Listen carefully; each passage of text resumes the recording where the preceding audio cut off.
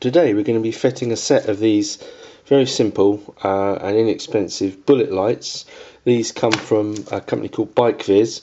Good company, offer a range of little lighting products, very easy to deal with. I can thoroughly recommend them. I've got these little kit of lights here. They're incredibly cheap, just to create a little bit of extra visibility on the road. Two very bright but small LED units here, costing less than 14 quid, which is quite amazing really.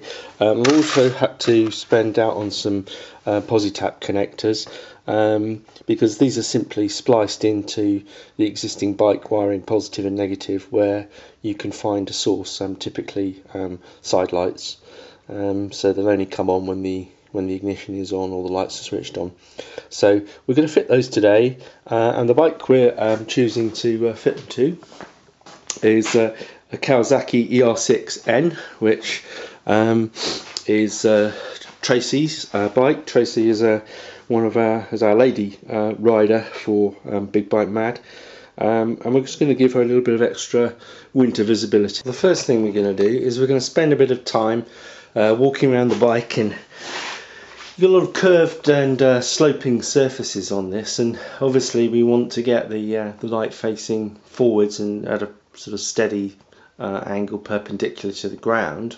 I'm just looking at these surfaces now, and you've got a fairly good concentration of light in the middle from the standard lights, and I'm just thinking where I could usefully put some additional light, and I'm tending to think possibly somewhere up here, or certainly somewhere on this piece of side fairing here, so it would help the bike make it look a little bit bigger, make it look a bit wider. So we've taken the fastenings of this side fairing panel off, had a look underneath.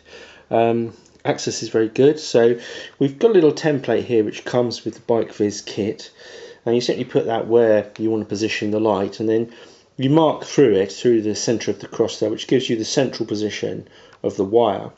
And then we're just going to drill a small hole through the top of the fairing to take that wire through, so it's a nice neat finish.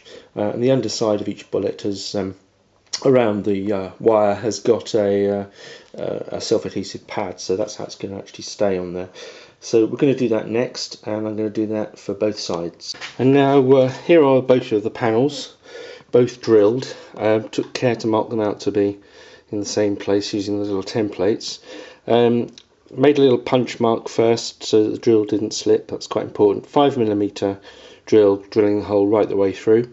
And the next part is going to be to physically fit the bullet. And that's actually a very simple procedure. You can see on the bottom here, self-adhesive tape. So we're just going to put the wire through the hole there. Now there's one of the bullets fixed onto the side fairing.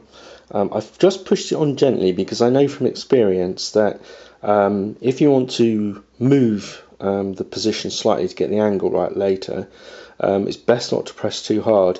When you are ready to fix them into place, then you've got to press hard and hold it for a good 30 seconds. I'm now going to make the connections, and I'm using these absolutely brilliant PosiTaps. They're far better than the old Scotch-Lock type connectors. And what you do if you want to splice into an existing cable, no need to open it up or anything like that. You simply push the cable into this little slot here. That's the one you want to join to, and then you push it together like that. Tighten it up, and with the cable coming in through here, you'll actually make a tight little join onto that. And then the cable that you want to introduce into the system, the new one, comes in through this, which is hollow, comes through into there. You wind a little bit of copper from the stripped end of it onto there and tie it up. So basically just by screwing something tight, you can actually have an existing cable running where my finger is there and a new cable coming in here, and you can just join this cable onto the existing one really easily, just in a few minutes. So I'm going to do that. I've used a voltmeter to check which wire is positive and which is negative, but it doesn't actually matter because you can't damage these LED lights by connecting them the wrong way around. and in fact they won't work either. So but I have just used a voltmeter to do that, and I'm just going to make the connections now.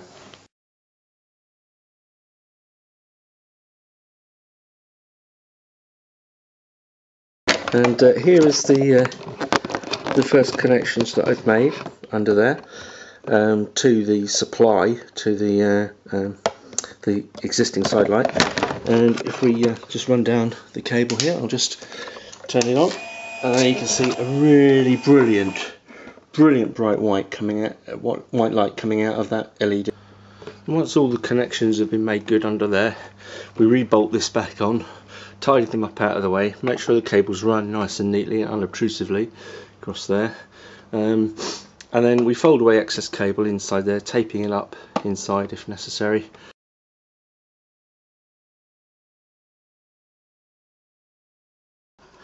And here we are with the lights actually fitted. Put it against a darker background, you can see how bright they are, and it really does make quite a difference.